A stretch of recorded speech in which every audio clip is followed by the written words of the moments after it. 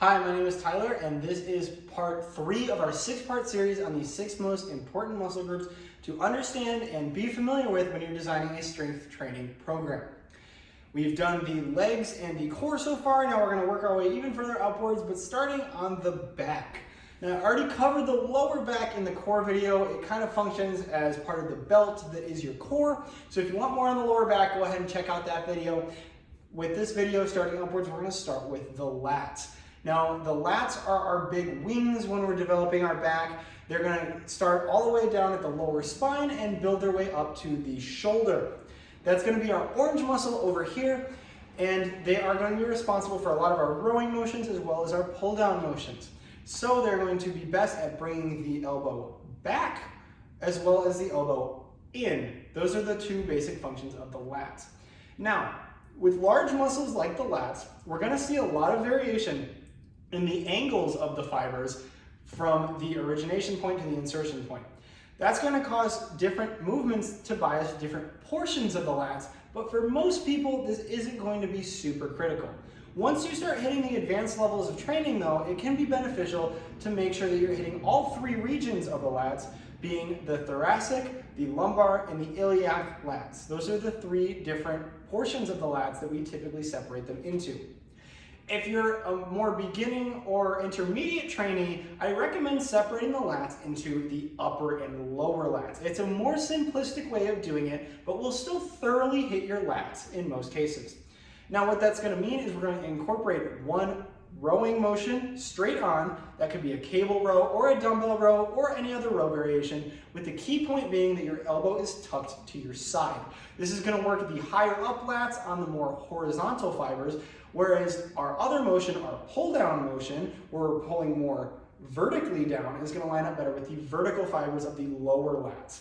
This is going to help you work your lats in 2 different ways that is still extremely productive without worrying too much about which individual part we're working.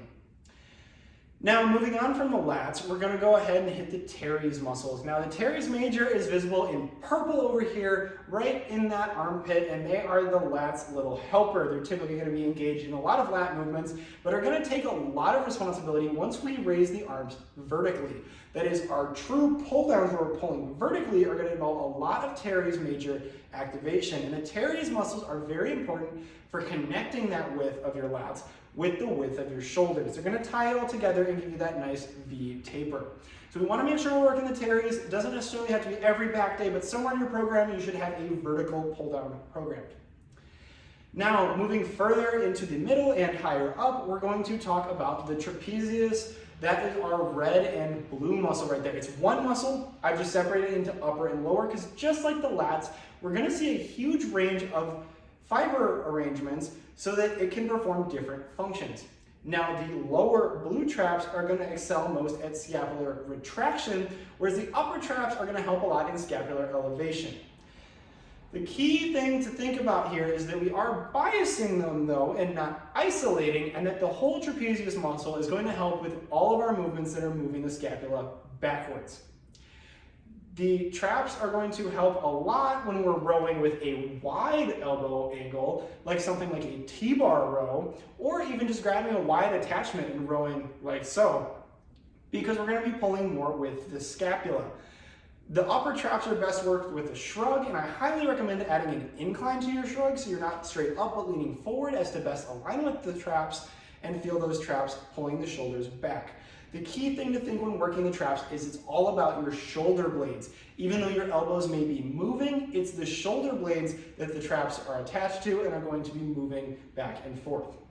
Now, deep under the traps are the rhomboids, and the rhomboids and the traps are going to combine together to give your back that thickness, that depth that you see in a really defined back. So they're both very important, but the rhomboids are going to function really well with everything where we're working the traps. They're going to work together. Where the teres and the lats work together very well, the rhomboids and the traps are going to work together very well. So we want to make sure we're developing all of those muscles in our upper back as well. A lot of people think back, they think just lats because they're the big ones that you can see from the front, but your upper back is extremely important for both posture and aesthetics, as well as strength, because your posture needs to be great for something like a deadlift where you're holding hundreds of pounds potentially on your deadlift, your upper back needs to be strong enough to keep your scapula stable.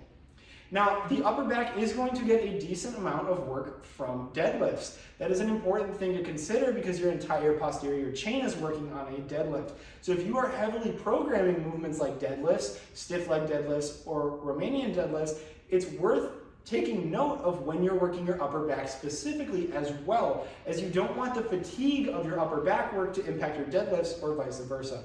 It's just something to consider when you're working your upper back because it's so involved in so many things.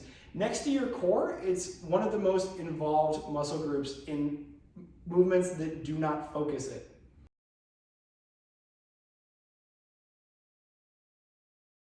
All right, so we understand what muscles we have in the back, how we need to hit them, and what they do.